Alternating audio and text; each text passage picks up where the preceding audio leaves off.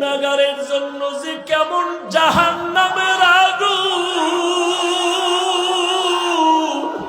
ওরে দুনিয়াতে সূর্যের গরম সইতে পারো না, বেতের বাড়ি সইতে পারো না, মশার কামড় সইতে পারো না। ওরে গুনাহ নিয়া নামাজ বাদ দিয়া বেপরদাওয়ালা হইয়া যদি কবরে যাও, ওই কবরে গেলে দুই পার্শ্বের মাটির চাপ কেমনে সহ্য করবা? ওই কবরে জাহান্নামের আগুনের গরম কেমনে সহ্য করবা?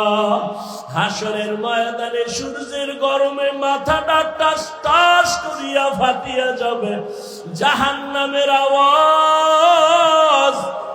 হাসরের ময়দানটা থরথর করে কেঁপে উঠবে, জাহান্নাম চিল্লায় বলবে আল্লাহ, বেনামাজি গুলো কই, বেপরদাওয়ালা গুলো কই, গুনাহগার গুলো আমি জাহান্নামের পেটে দাও, আমার পেটে ক্ষুধা। ও আল্লাহর বান্দারা, জাহান্নামের ভয়ে দুই ফোঁটা চোখের পানি ছেড়ে দাও।